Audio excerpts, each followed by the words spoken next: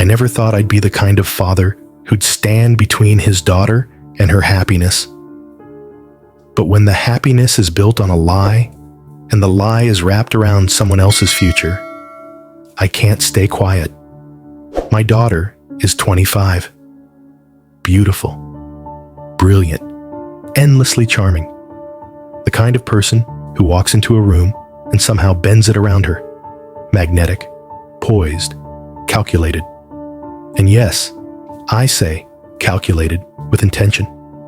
Because underneath all the polish and warmth she shows the world is something darker. She's a sociopath, diagnosed, clinically, at 18. And I've known far longer than that. I'm not talking about a girl who fibbed in middle school or threw tantrums as a teen. I'm talking about a child who, before the age of 10, orchestrated manipulations, displayed chilling cruelty, and once harmed her younger sister in a way that still makes me wince when I think about it. It was that moment, the moment I saw her blank stare as we rushed her sister to urgent care, that broke the illusion. That told me this wasn't a phase. This wasn't normal. My daughter wasn't just acting out. She needed help, serious help. And so began the years of therapy.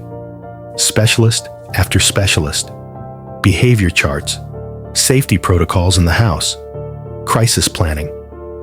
We fought tooth and nail to help her. And by the time she hit high school, the outbursts had been tamed. The danger, at least the physical kind, had passed. What remained was something more insidious. She learned how to perform empathy, how to mimic warmth, how to say the right thing, do the right thing, and weave herself into people's lives like she'd always belonged. By the time she graduated college, she had a stable job, a close-knit circle of friends, and a string of devoted boyfriends, none of whom ever suspected that they were just props in a play she'd mastered. Then came him, her current boyfriend, a young man who lives nearby. We've shared barbecues and movie nights. I've watched football with him on Sundays. He laughs at my jokes. He brings craft beer to dinner.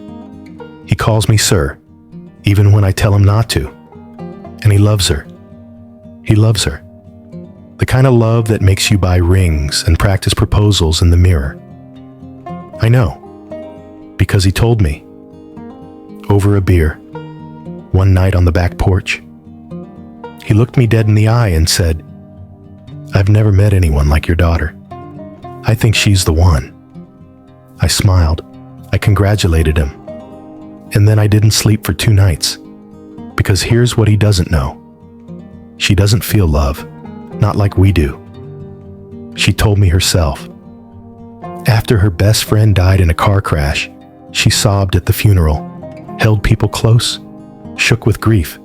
She even whispered a eulogy.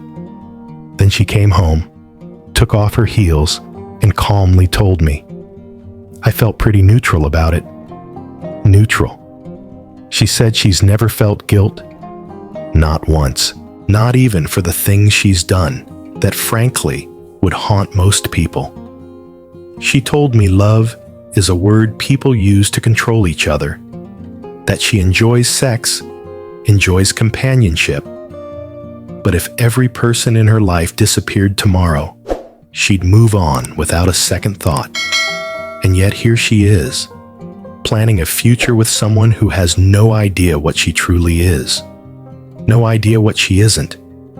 He talks about children. She doesn't plan to tell him about her diagnosis. He'd run, she said. He'd think I'm a monster. I told her, gently at first, that he deserves to know. She laughed. Then I told her more firmly that it was a matter of informed consent, that marriage without honesty is a kind of theft. Her face turned cold. I know you wouldn't dare, she said. But I would. I would. Not because I want to hurt her, not because I want to shame her, but because I have sat in living rooms with men who loved women they didn't understand. who spent years trying to solve a puzzle that was never real, who woke up one day in a cold, silent marriage, wondering why nothing they gave was ever enough.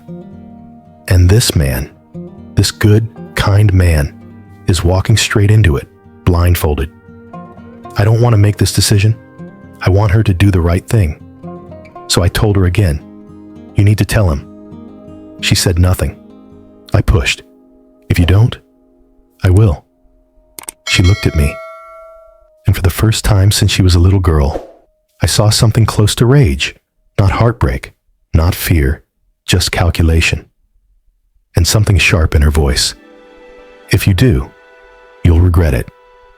I haven't told him yet, but I'm standing at the edge, because if he proposes, and he will, I will have to choose, protect her secret or protect him. And no matter what I choose, I lose something. If I speak, I lose my daughter. She will cut me off, discard me, maybe worse. If I stay silent, I lose the man who could have been my son-in-law. Or maybe I lose him later, when he finds out the truth and realizes I knew all along, that I let him walk into a marriage built on performance. And if there are children, God help them. What if they inherit what she has? What if they grow up in a home where love is mimicked but never felt? What if she loses interest in them? These are the things I think about when I'm supposed to be sleeping. Because no matter how much therapy, how much work, how much mimicry, she has told me plainly that she does not feel what the rest of us feel, that she plays a part, that she wins people like prizes.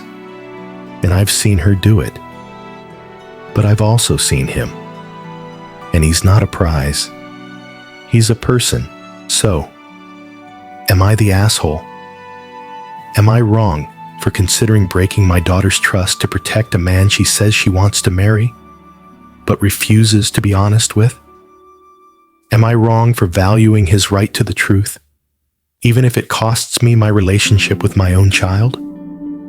I didn't raise her to be a liar, but I also didn't raise her to feel shame. So here I am, caught between two kinds of silence, hers and mine, and neither feels right. So I ask you, what would you do? Would you tell him? Would you stay silent? Would you protect your daughter, even if she's the one doing the deceiving? Or would you risk everything to tell a man the truth, even if he may never believe you? Because when someone tells you, truly tells you, who they are, what do you owe the people they've fooled? Where does loyalty end and responsibility begin? You tell me. So, am I the asshole?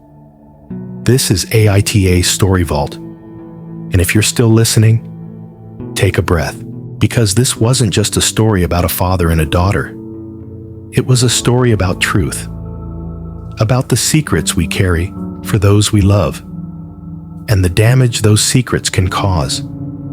It's a story about psychological complexity, emotional performance, and the blurry line between protecting someone and enabling them. Yes, this daughter may be high functioning.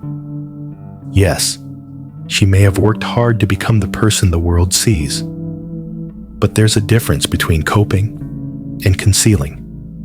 And love, real love, cannot thrive in the dark. As the narrator, I'm not here to give you a clean answer. This is not a fairy tale. This is the messy middle, the kind of story that sits with you long after it ends. So I want to hear from you.